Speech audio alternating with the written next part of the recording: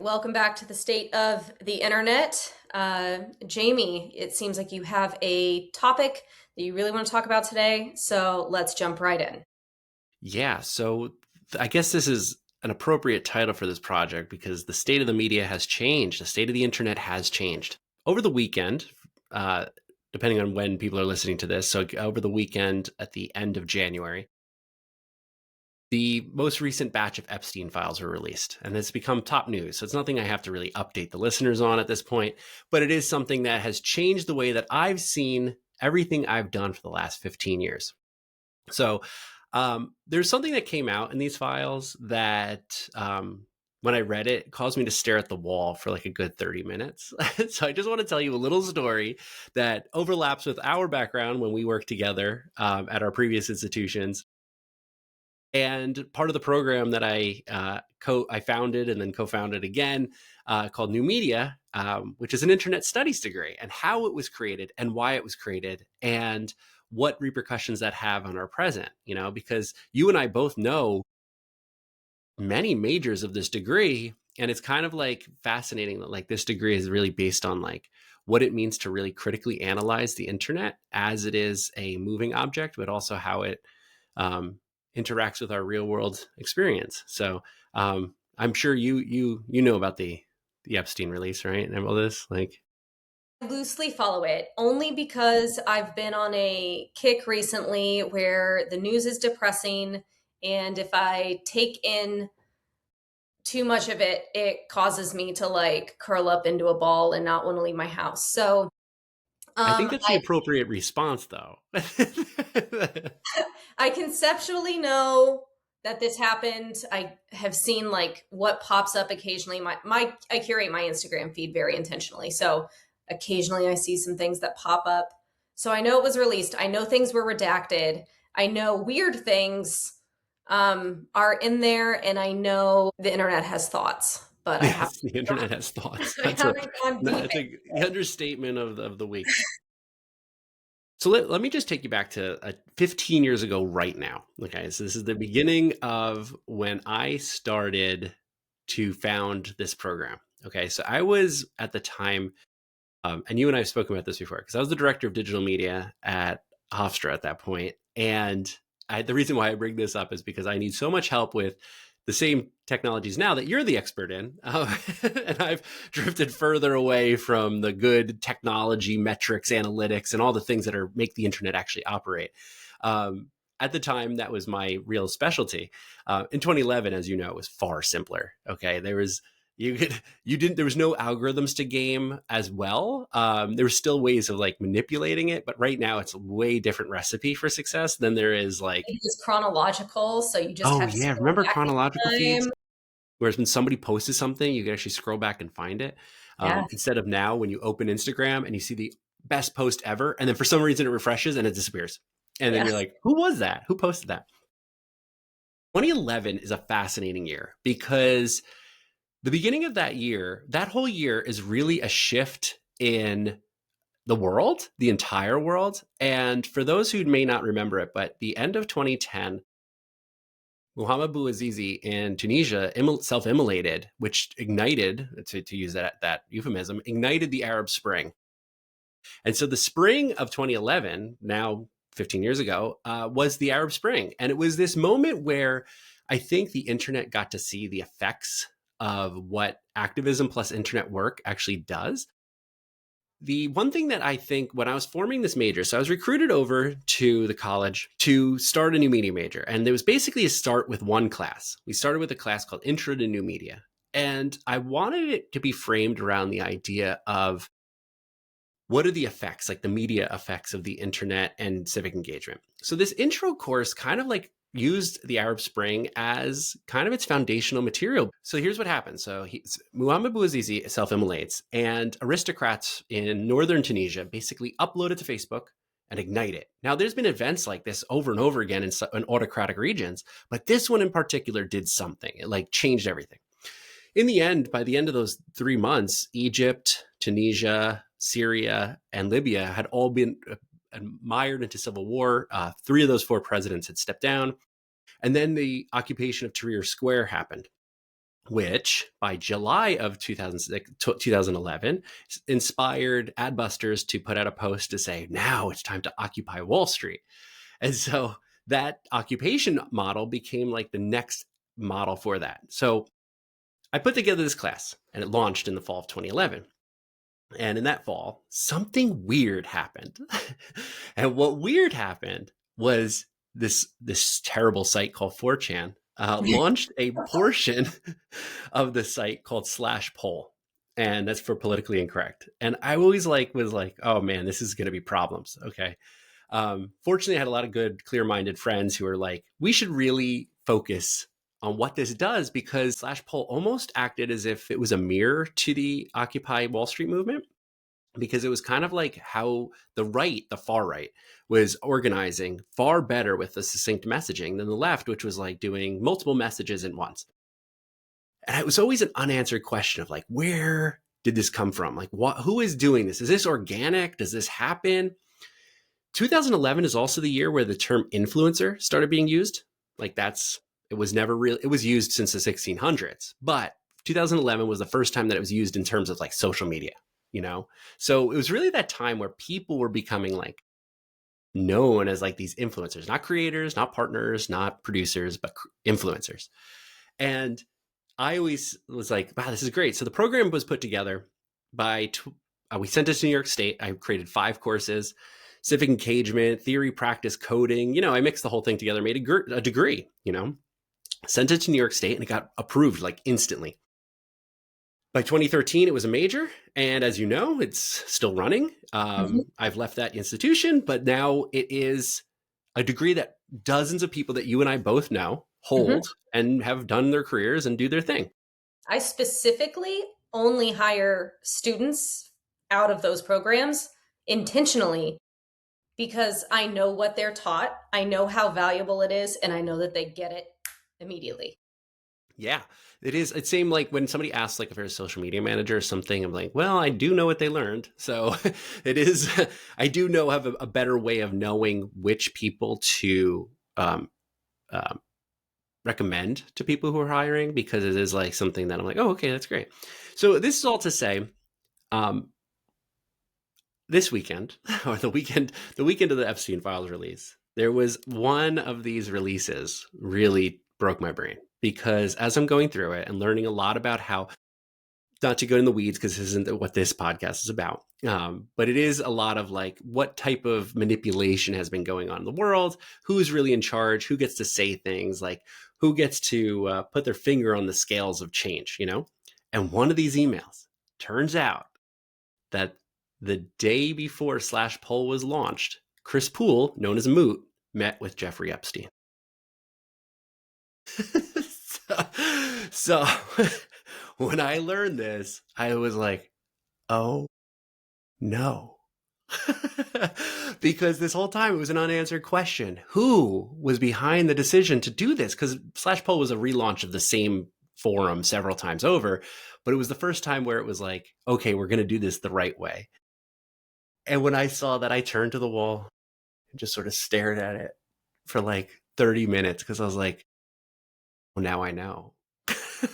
So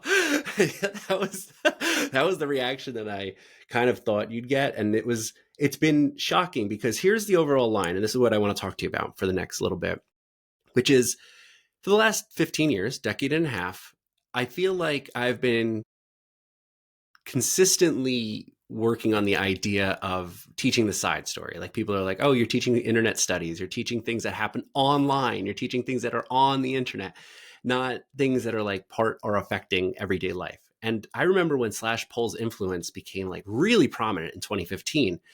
And I remember many, believe it or not, I mean, you probably do believe it, but many of our students dwelled in that place quite often. And I was on a fair amount of group chats with students who were fascinated by the way it had influence on the world. And in the Pepe documentary, Feels Good Man, it actually shows that they truly believed they were manifesting some sort of reality coming from that specific area, And the whole time, I've always been told, you're doing the side story, you're researching the side story. And now I know it's always been the main story. It's not the side story. It's this is what we live in that world now. And to have that closure is still kind of infuriating. It is nice to know why it happened, or most likely happened. But it is one of those things where it's like, that confirmation was not pleasing to me. So what I'd love to talk to you about is like, why do we study internet studies, and why should we like take it as seriously as we do? Like, and I want to hear it from your perspective, where you're working on like the marketing metrics and promotions, and I'm working on it from the cultural studies side. But like, I really do think like what we're talking about is no longer like play stuff. Like, we're actually talking about how the world works. Like, I think we've all along been kind of told one thing, but now we unfortunately have confirmation we were right. I'm sorry, I'm still upset. Yeah. Um, it made me spiral into this. I promise I was listening to you, but it was like, wait, what's real? Yeah. Like, are we in the matrix? Like, where are we? And it's exactly what you, I don't know, like that's how the world is run. 100%. It By being online, are we exacerbating the problem? Because now I'm gonna cut all internet. This is where I've been for the last week, just so you know. Like, I've been like blinking, like looking at walls, like, yeah, whether you cut this or not, it's like, this is, I've been struggling with this.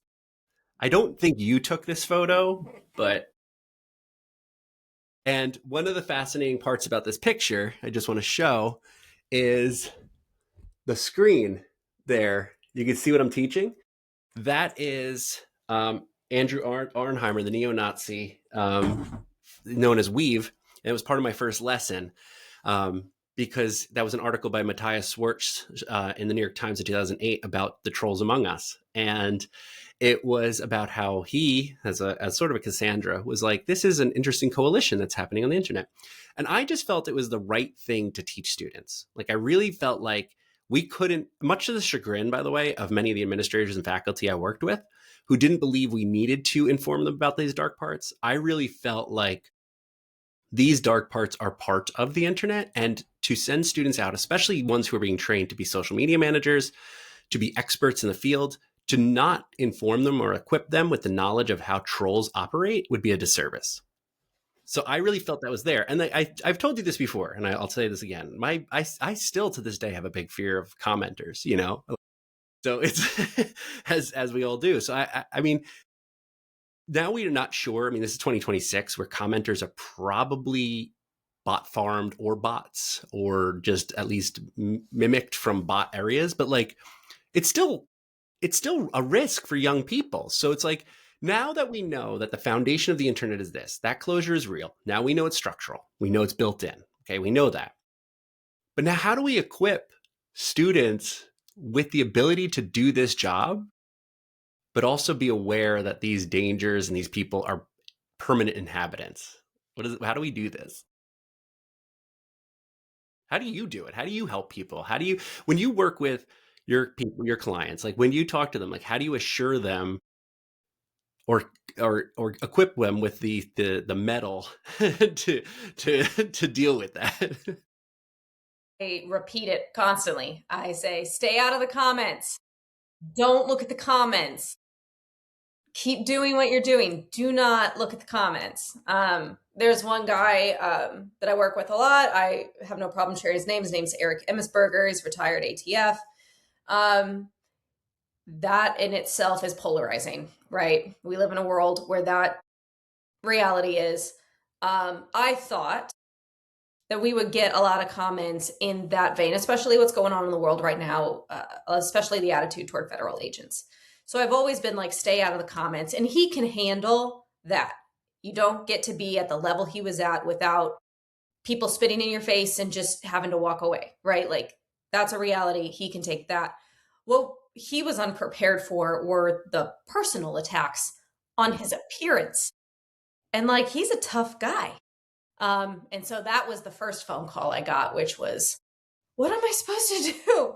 And I'm like, don't answer them, ignore them, stay out of the comments. Let me handle the comments. That's my job. I will go in and deal with the comments. And if I have a question, I'll ask you, I'll respond. He's still in the comments every single day, but now he's developed. We've had enough success that the success outweighs whatever the online troll conversations are. So he's focused here and I'm focused here. Mm-hmm. And I respond to what I find to be valuable or something that would be worth having a conversation about. What I about built, people who aren't lucky to have you? oh, man, you gotta develop the thick skin. It sucks. I'm going through it right now with my own stuff, like posting my own things because I'm pushing you, I'm pushing him, I'm pushing my clients. Like I have to take my own advice. I find that if it's unnecessarily violent, derogatory, things like that, I delete it and mark them as offensive. But that's the Mm-hmm. only time I do it. And that happens to me all the time on my dog's account, where if I post pictures of myself in my dog's account, people are really horrible to me. Um, and there's been a couple of times that they've been outright derogatory, and I delete those. And I just say to myself, how sad for this person that that is the way that they get attention. Um, but you have to develop a filter. There's no way about it. You just have to. And it's what I tell interns that I work with. Um, it's the same as taking feedback at work, right? It's not meant to be personal. It's not meant to hurt your feelings, but you have to see the tough side of it too. And you just have to be able to say, okay, I don't get to speak into my life. Thank you for the engagement, but I'm just not gonna. I work with Josh Chapdelaine, my co-researcher, co-podcaster, collaborator, and he said similar. He's pretty fluent as well, like you. And first thing that happened when I uploaded to YouTube was 50-50, like 50% where it was like comments about the content, and then 50% which was about me. And he just said, listen, if they're not moving the conversation forward, delete it. And I'm like, it's so interesting because I come sort of from a background where I'm like, the internet is about expression. You let people like breathe. And he's like, nah, don't delete it. He's like, get that out of your head. He was like, you have to understand these people doing it purposely to change that conversation. He's like, it doesn't. And he goes, if you want, and I don't know if you do this, he goes, if you want to actually see, he said, click on their account and see if they have anything. And I was Mhm. like, oh, and I clicked and there's like no Nothing. videos posted. They're just chronic posters. And he's like, just delete it. Like they're probably not even going to check if you deleted it. Like they're not even going to know. And I was like, so these people just wait for it to fly past their feed. And then this is what they do. But it's so funny because again, like this is my weird, after so many years of teaching this, I just have not encountered this. The vitriol is way higher, but it's also like you could just delete that. Like I didn't realize like you could just get rid of it. I mean, I'm with you on the internet should be a place of free speech, 100%. But from the brand side, Mm-hmm. when I'm coaching brands, Yeah. you don't want that. So you go in, you see, is this likely a bot? And if it's likely a bot, I delete it. So let's talk about young people. Okay, like you talk to up and coming people who work in your field. Like how do you talk to about the environment with like people like you've been around. I mean, you've worked with me with young people. It's like how do you help them, especially coming from like a woman's perspective too? Like how do you help them understand like the environment that they enter when they choose this as a career or an aspiration? I feel like the youth nowadays are way more informed about what it means to have an online presence. Um, I think you either get the people that are hustlers and like they're ready to work and like they know about it, and you have to explain to them it doesn't come as easy as it appears, which is the other side of it. Or you get the people that have the talent, have something to say, and they are too scared to put themselves out there because the more these generations are online, the more they see the hate, the more they see all the blowback. What you say online also reflects back onto jobs, which I think is the biggest conversation I have with the youth. I feel like they're idealistic and they're like you, like they believe the internet is a place of free speech and all of that, which is lovely. But like you started this podcast off with, it's not our reality. So what you say online does matter, but like look at all the blowback that came from the Charlie Kirk Yeah. series of firings, right? And people getting very upset about that. But at the end of the day, what you have to say is immediately reflective of corporations. So it's splitting the difference. And that is the hardest thing to describe is that, yeah, you're being held accountable in your comments, if you can call it accountable, right? Like, but you're also going to be held accountable from powers bigger than you that provide you with a paycheck. So Oh you yeah. have to ride a very fine line as you become an adult with your social media personal things.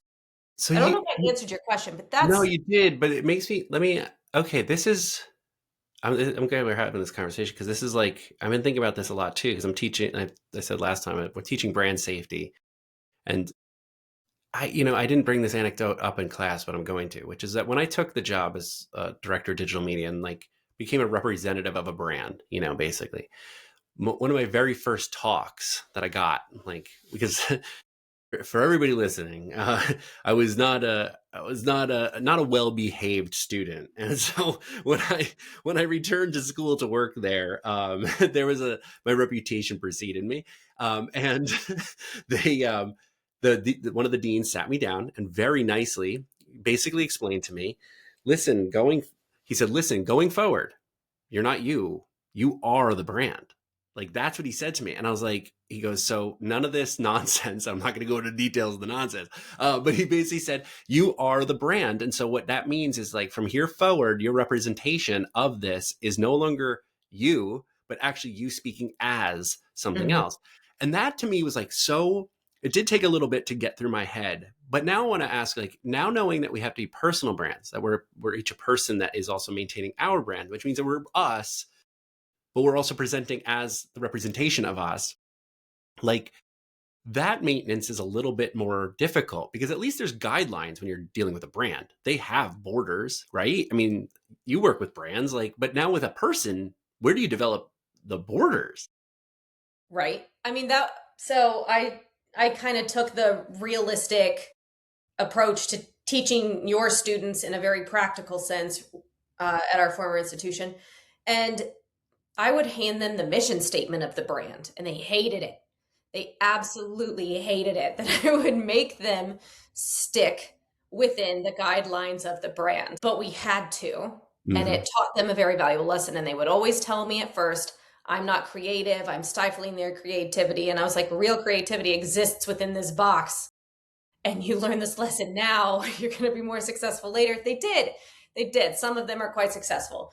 Um, but that was always the hardest part, right? Like all these young youths, especially women, right? It's very easy to get a lot of attention online for Mm-hmm. posting pictures of yourself in your bikini with your friends on vacation, right? That does not translate to the workplace. But then you have to stifle your following a little bit and make your account private if you're going to do that, because then you're representing a brand, right? Or you have to completely wipe it and start over with something a little bit more professional, right? Like I would love to post pictures from my vacations on my social media, but I don't, because I think that would absolutely destroy credibility, because it would become about the that and it would not become about anything else. Right. And that's the line as a woman that sucks, because if Yeah. you're looking to build, that's so easy. However, it's not serious and people won't take it seriously.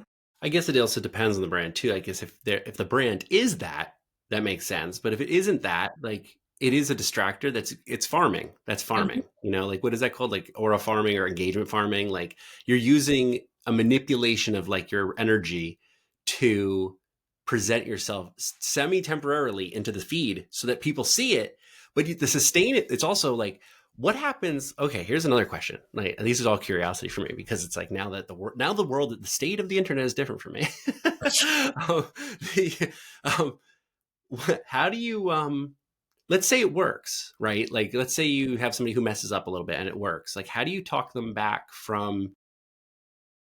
to like, okay, that I'm glad you tried it. You got to see how it works. But it's also like, when you're representing whatever company you're representing or whatever brand you're representing, like, how do you say to them, okay, don't I that tactic worked, but the tactic might change. And it's also, one thing that I always keep in mind is like, while this 100% isn't true, it kind of is, which is like, what you put on the internet stays on the internet. That's not true, because you could delete, and technically it's only as long as the server or people's attention works, so it's not forever, but it is long enough to change somebody's perception. It's long enough to see how you may have played a game that you may not have wanted to like dabble in. Like, I guess saying, like, now knowing that jobs are really leaning into social media and management is like a snarky job, or it could be a very unique job because you're speaking to a unique audience. How do you pull them back from the excitement of like, it worked? Are you talking about like going outside of the brand Yeah, like guideline? bending outside the brand, like because the brand's probably not going to be too happy about an experiment unless they're like on board with it. But like, so I don't know how, like, social media managers like you work in this field, like how often they are allowed to have that latitude and of testing that. Um, from my experience, the past few full-time jobs I've had doing it, there's been a clause in my employment contract that says you are a representative of this brand. Um, don't post anything on social media that um, would cause an issue for us. And I feel like that's fairly normal. So then that gives HR a leg to be like, you can't post that. Like, you got to take it down. You have to issue an apology. Like, you cannot post that. And oftentimes legal departments for brands like this aren't going to look favorably on it, because even if it was successful, putting the brand at risk is not something that they're willing to risk. Like, if you have to make legal do their job, yeah, you're probably on the right track with getting attention, but they're going to be pretty pissed about it. So it's always been in my contract. So I've always, anytime that, not that that's happened for me, like I've never been reined back in that regard, but like it's been made clear. This is okay. You just sparked such an idea in my head too, which is You know the term panopta content, or Mm-mm. like surveillance. So it's, Clarissa Jan Lim wrote this for BuzzFeed about I don't know, a couple of years ago. I don't even know. Time doesn't make sense anymore. Yeah. And this term is about like surveillance, which is like, the surveillance by others, not surveillance by the government. Panoptic content is like when you're posted, like, remember the couch guy, or like couch, remember him? Like, he went viral for just being part of a video where he was like on the couch and he hit his phone very quickly. And so the internet judged him for his actions. And that's kind of falls under panoptic content, which is sometimes somebody else recording you changes your brand. Like, most social media managers in this case are like pretty anonymous. Like, they represent the brand so well that they're unseen. But what if you're like, your brand is you, or you're representing as a representative of a brand, like it's you, your being, your person. Um, Now, I'm anti being policed in public. Like, I don't think, like, self censorship is scary. The idea that like, you can't act a certain way because you never know. But on that hand is like, panoptic content is real. It is a real thing. So it's like, that's a tough space, again, especially for women, but like in general, like, bad, no, I don't want to call it bad behavior, but not so good behavior in public can also become part of a brand's error when that becomes posted by somebody else, like a third party. Like, the clause might not even matter because you had no control over that content being uploaded. Like, is that a fear in your field? Like, is that Not really. I mean, unless you're at a Coldplay concert, then like, that's kind of what I mean? like, um, Like, when I like for the last 15 years, I'm teaching this program, and it's like, or just in internet studies in general. And like it's in the back of my head consistently about like what am I preparing them for? What world is this? And where are they going to be walking through it? And are these terms of engagement with the online offline world, which are all one at the same time, like something that has to be top of mind all the time? Or is it something you turn into like a passive tool? Like you and I used to speak about this. Like you get good at technology, like editing tools or photography, and you're not really thinking about it anymore. And then it's just like it just becomes passive. You're just that is you. You are you've merged with the technology to make that work. And so I guess it's like I think the reframe that I'm going to be going through, especially even with this project that you're this was like rethinking that. Like this is something like engaging with this after 15 years.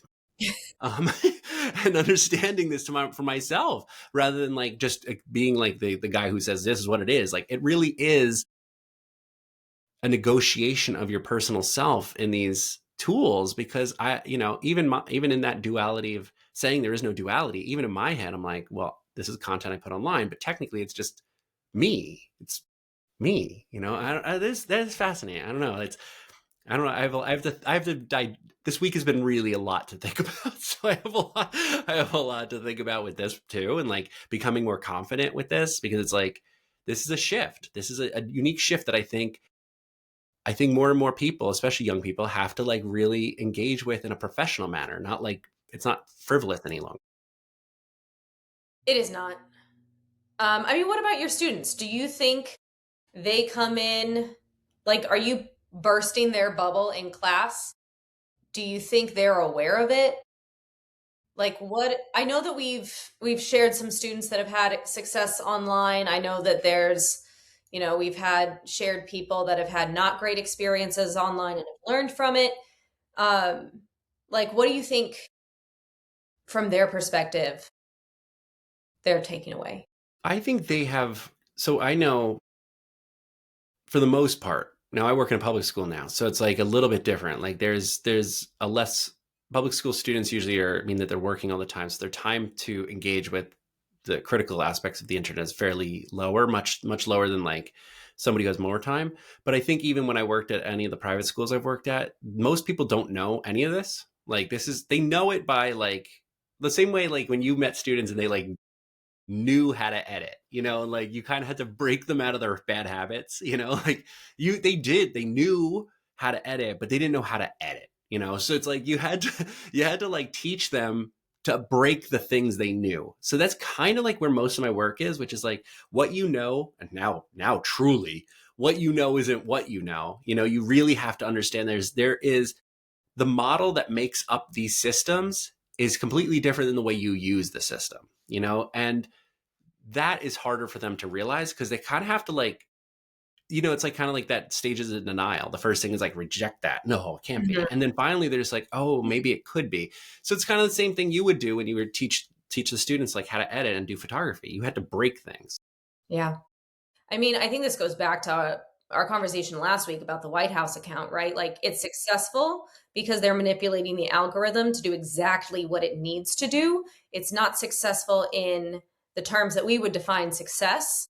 It is successful because it makes people angry and it serves as an undercurrent to a lot of what's going on in the environment right now, which is, I mean, I feel like we used to call that dark posting, right? Like that was an element of that. So, I mean, Yeah. no, if you're observing the internet on a surface, I don't think you fully understand, but when you're going this level deep, it makes us sound like conspiracy theorists, which is it's a it's a very thin line, but it's there, and like then you have to be careful not to go too far either Yeah. Right. direction. You have to sit. Don't go near the doors. Yeah.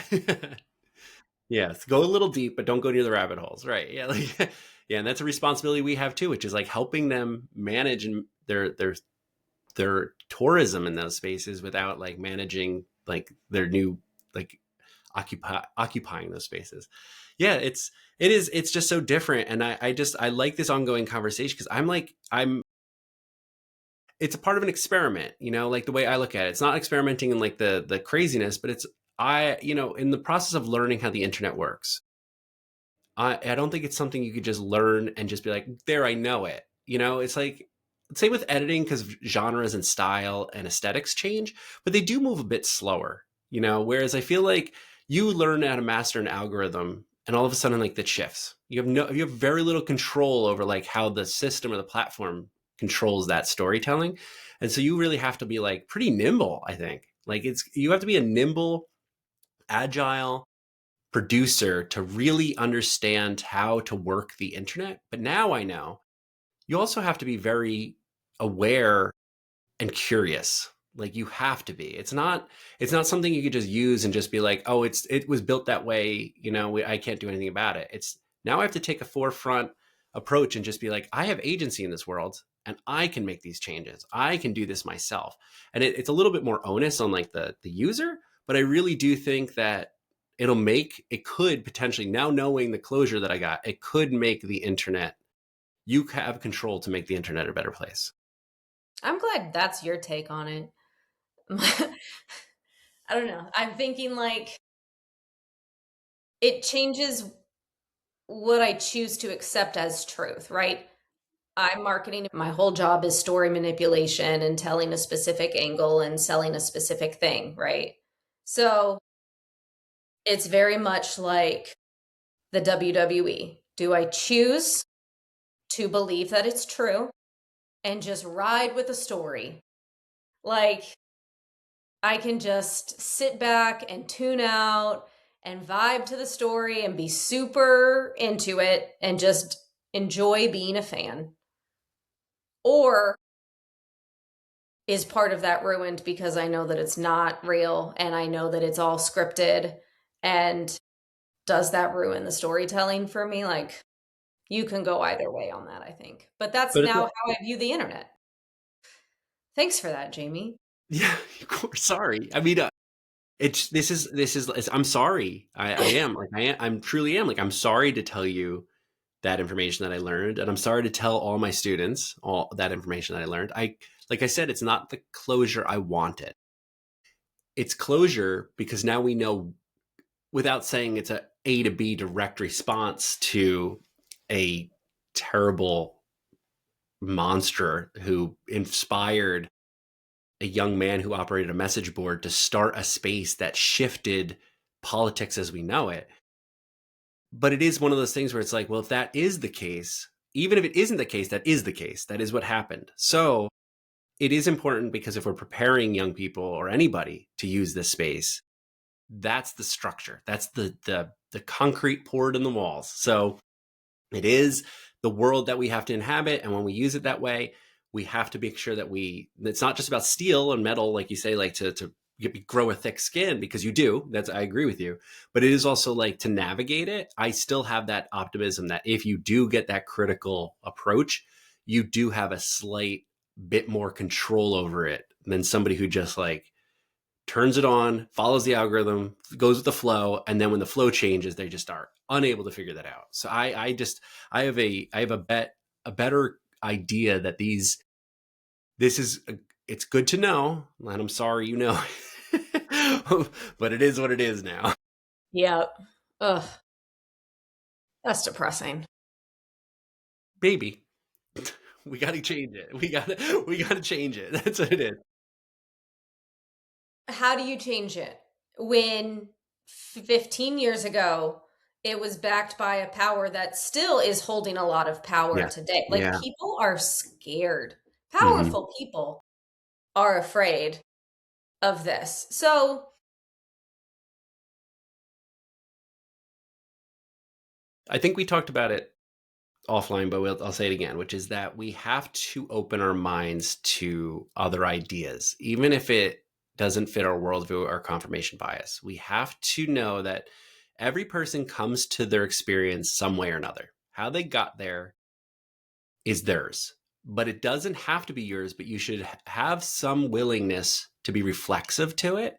And that means if you're able to be reflexive to their experience, in that just that little bit of way, you might be able to see it, even if it doesn't make sense. You might be able to see it from their way. And if you could do that, you might be able to share something with them. And if you share one thing with them, that's the beginning step of like a new connection, a new follower, a new friend, you know? So I think that is the pushing away is what causes a lot of the polarization and problems, and the things that the powers that fear all these systems. Um, I think honestly they fear it because it is broken, but I also think they fear it because they don't know how people can use the internet the way it is. Like I've always explained, I'm a pro internet person. I think it's the best collective tool in the history of humankind. It just doesn't get used as well for that, but it is that. And so I think that also scares people that it can do that, but it also can't do that at the same time. So it is one of those things where I think and I'm not talking about the commenters who just like shit on your appearance. I'm talking about like people who engage willingly. You should be like, okay, that they actually watched the content. They went through it. Like there's something there that's more than nothing, you know? So that is my optimism. And that's what I'm talking to myself here, to be honest, because I'm hyping myself up to like not be afraid of the space anymore. But like that is something that I think can make the internet a better place. Okay. Well, I'm glad that you're optimistic. I'm going to go stare at a wall for 30 minutes.